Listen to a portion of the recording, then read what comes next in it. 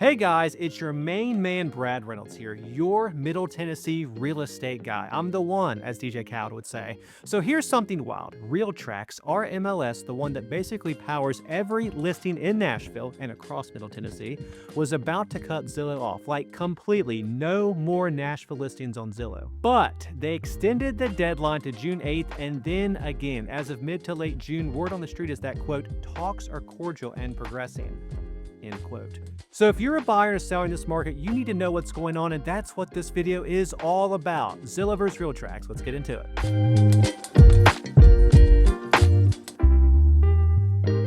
Who is Realtracs? Who is John Galt? For those of you who don't know, Realtracs is our local MLS, our multiple listing service.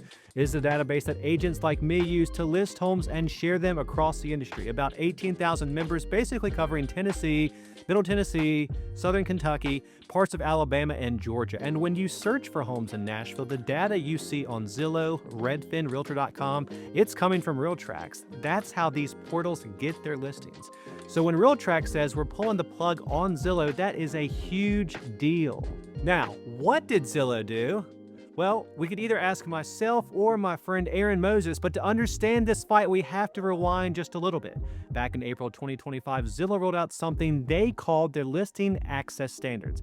Fancy name, but here's the simple version. If you're publicly marketing a home, social media, yard sign, email blast to buyers, that listing has to go live on Zillow within 1 day, 24 hours. You can't blast it out on Instagram and then keep it off the open market. But why did Zillow do this? Because of something called private listing networks.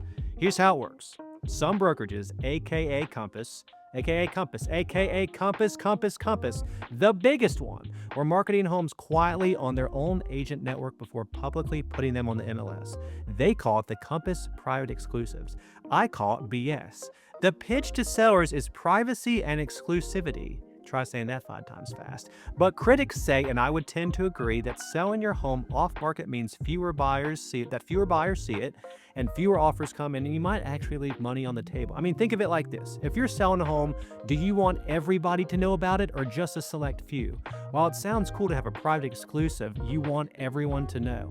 Not to mention, the agent gets both sides of the commission a lot of the time. They call that double ending in the Compass world. Zillow basically said if you're publicly marketing a home, it has to be on the open market, and you can't have it both ways.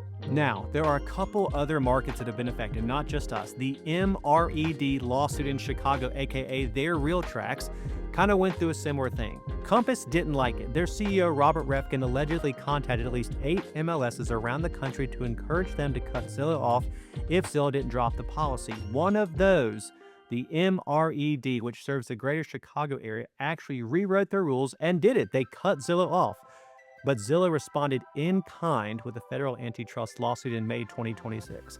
They alleged that MRED and Compass conspired to harm competition, basically weaponizing listing data to force Zillow's hand. Ultimately, a federal judge sided with Zillow almost immediately and ordered MRED to restore their feed. So a big win for Zillow in Chicago, but now our market, Nashville. So what's Realtracs beef? As the 90s saying would go, beef, it's what's for dinner. Here's where it gets interesting and honestly kind of ironic. The Realtracs dispute is the complete opposite of Chicago.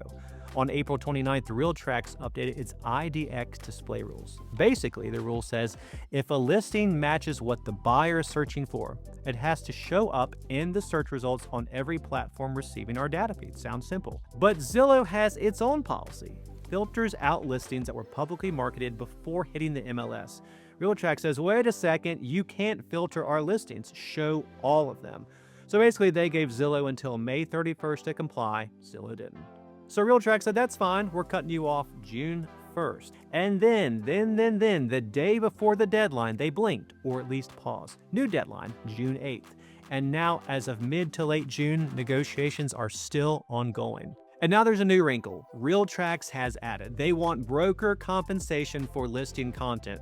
The argument is that if Zillow's making billions off data that agents and brokers created, and they want some of that value recognized in the licensing agreement. So what does this mean for you? Everything comes back to you. You, me, you. It's always personal. Let's bring this home, no pun intended. If you're a seller in Middle Tennessee and Zillow loses access to Realtracs, your listing doesn't disappear from everywhere. Not everywhere. Your agent still enters it into the MLS. It'll show up on Realtor.com, Redfin, and the other IDX-powered websites. You can even send your listing directly to Zillow through what's called a broker-only export. But here's the reality. Zillow is the gatekeeper of real estate. I say this all the time. They get about 200 million monthly visitors. Huge.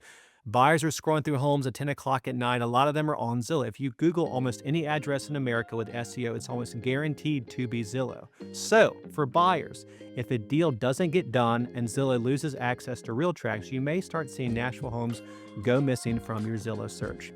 You need to use the other tools. Honestly, your best bet is always working with a local agent, aka me, aka Mr. Wonderful, aka Think Nashville, Think Brad, who has a direct MLS access anyways. But still, it would be confusing, and that's not for everyone.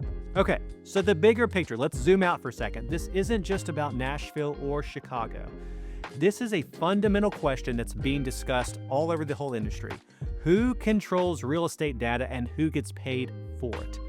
MLSs and their brokers who fund them have been the gatekeepers for decades. Zillow built a multi-billion-dollar business on top of that data. Now the people generating that data are starting to ask, why are we feeding a machine that's competing with us? Great question, Brad. And from Zillow's side, they're simply protecting their core product. If private listing networks grow and listings stop flowing to open portals, Zillow becomes much, much less relevant.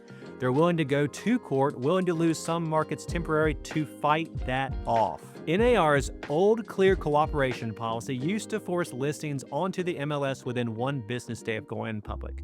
It was then loosened, and that opened the door to a lot of what we're seeing now. This is going to keep playing out in courtrooms and boardrooms for a long time.